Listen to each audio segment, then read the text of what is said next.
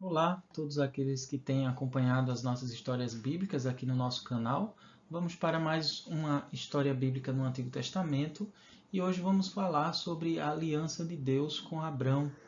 Você encontra essa história em Gênesis capítulo 17. Na história anterior, nós aprendemos que a esposa de Abrão, Sarai, ela pensou que a promessa de Deus de que eles teriam uma descendência incontável como o pó da terra e como as estrelas do céu poderia significar que bastaria o filho prometido nascer de Abraão.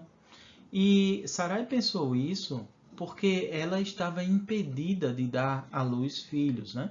Então ela resolveu entregar a sua serva Agar para que ela fosse uma segunda esposa de Abrão e aí suscitar o descendente prometido. Só que nós vimos que essa tentativa de Sarai de resolver a situação, ela na verdade não funcionou. Ao contrário, ela trouxe muita tristeza e problemas para a casa de Abrão, né? Para a família da aliança. Mas Deus, em sua bondade e misericórdia, ele resolveu a situação e trouxe paz para a casa de Abrão. O filho de Abrão com Agar nasceu, ele foi chamado de Ismael. Abrão tinha 86 anos quando Ismael nasceu. Deus continuava conduzindo a vida de Abrão e também fortalecendo a fé dele. Mas depois do nascimento de Ismael, Deus passou um longo tempo sem aparecer para Abrão. Com certeza foi mais um momento de aprendizagem. Nós não podemos saber exatamente o que se passava na cabeça de Abrão durante todo esse tempo, mas nós sabemos que Abrão confiava nas promessas do Senhor e ele vivia diante do Senhor todos os dias de sua vida. Então, certamente, ele vivia imaginando e esperando aquela promessa que Deus tinha dito de que toda aquela terra por onde ele passava seria dada a ele como herança e que também ele teria um descendente que por meio dele todas as famílias da terra seriam abençoadas. Mas então, a dúvida ficou.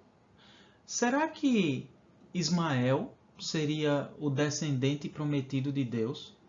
Será que Sarai tinha razão em imaginar que bastava o filho nascer de Abrão para que assim fosse cumprida a promessa de Deus? Bom, 13 anos haviam se passado após o nascimento de Ismael.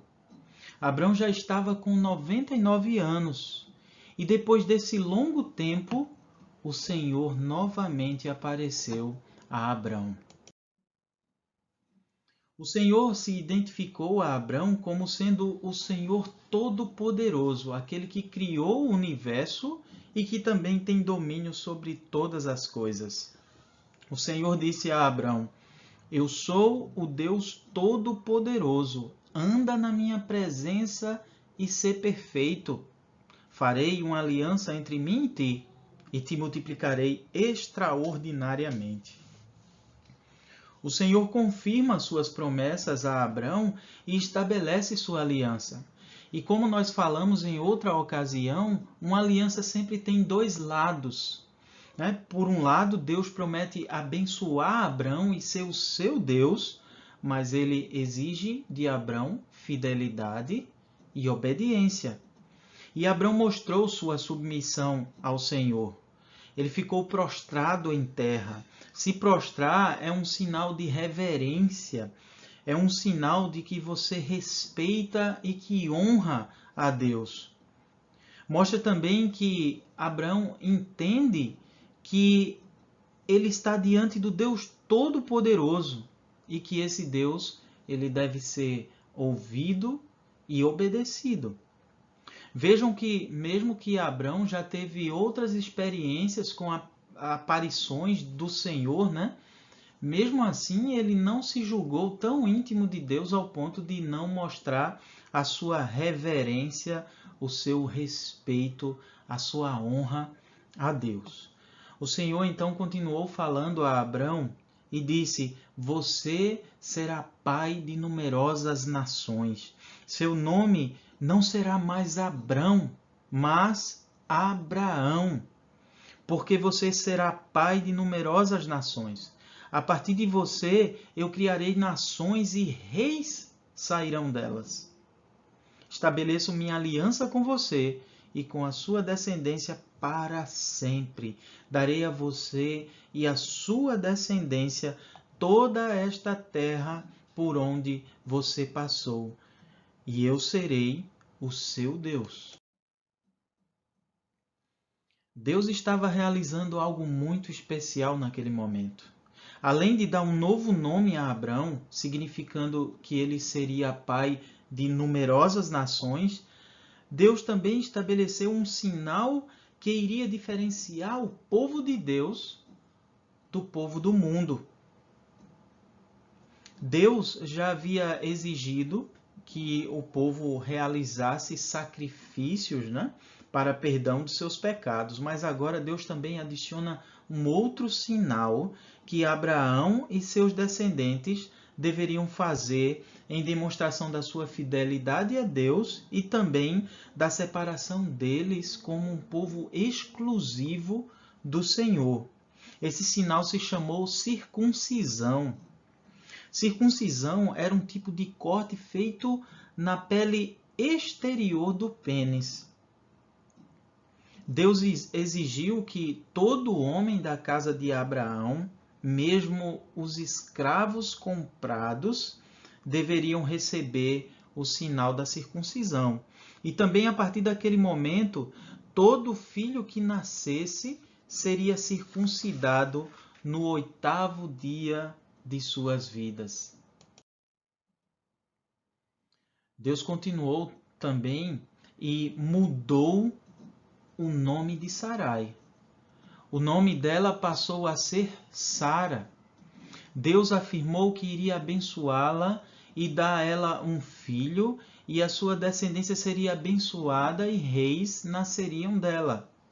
Isso foi uma demonstração muito clara que, de fato, o descendente de Abraão também nasceria de Sara.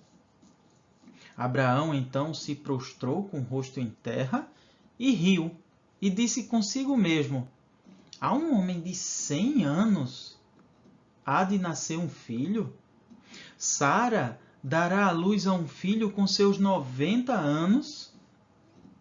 E então disse a Deus, né? Abraão disse a Deus: tomara que o Senhor considere meu filho Ismael diante do Senhor.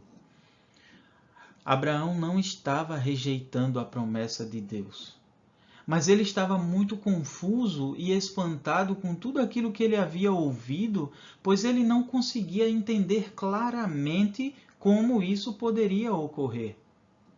E ainda, em meio a essa confusão na sua mente, mas também diante do seu contentamento porque o Senhor havia lhe dado um filho, né?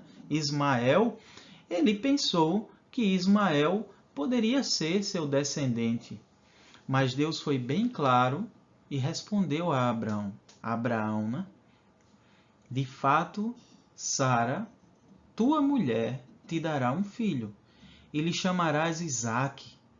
Estabelecerei com ele minha aliança perpétua para a sua descendência. Mas eu escuto sua oração quanto a Ismael, e ele também será abençoado, e se multiplicará de maneira extraordinária. Ele gerará 12 príncipes, e dele farei uma grande nação. Mas a minha aliança será com Isaque, o filho que nascerá de Sara daqui a 1 ano. Depois disso, Deus se retirou. Abraão, então, obedeceu a tudo que Deus tinha dito. Foi realizada a circuncisão. Todos os homens daquela casa, inclusive Abraão, com seus 99 anos, todos os seus escravos e também o seu filho Ismael foram circuncidados. A circuncisão era um sinal que mostrava que o povo de Deus era um povo santo, um povo separado, um povo exclusivo de Deus. E também lhes lembrava da fidelidade e do cuidado de Deus para com eles. Mas esse sinal não resolvia o problema do pecado e nem era a garantia da salvação deles. Aquela pequena cirurgia no pênis derramava sangue e mostrava que aquela vida pertencia ao Senhor. Aquele sinal foi provisório, ele também apontava para Cristo. Com o sacrifício de Cristo, não foi mais necessário o derramamento de sangue por meio dos sacrifícios e nem por meio da circuncisão. E o sinal da aliança que os filhos de Deus hoje recebem é o batismo. As crianças eram circuncidadas no 8º dia e eram marcadas com esse sinal de que elas pertenciam à aliança com Deus. Os nossos filhos também devem ser batizados quando pequenos, como um sinal de que eles pertencem ao povo de Deus. A circuncisão foi um ato de fé e de obediência de Abraão. Ela não resolvia o problema do pecado, mas ela mostraria que aquele povo pertencia ao Senhor. O nosso batismo também é um ato de fé e obediência. Por meio dele, nós somos ensinados que, assim como a água limpa a sujeira do nosso corpo, o sangue do nosso Senhor Jesus Cristo, ele nos limpa de todo o pecado. Nós aprendemos isso no artigo 34 da Confissão Belga. Devemos crer nisso. Que Deus nos abençoe. Agora algumas perguntas para a fixação da aprendizagem.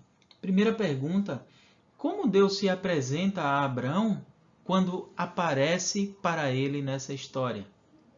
Segunda pergunta: como Abraão reage após ouvir a voz de Deus? Terceira pergunta: quais foram os novos nomes de Abrão e Sarai e o que Deus prometeu a eles ao mudar os seus nomes? E por fim, o que a circuncisão representava para o povo de Deus? E o nosso último slide com a lista do material que a gente utiliza para a elaboração das nossas histórias. Que Deus, então, nos abençoe e até a próxima história.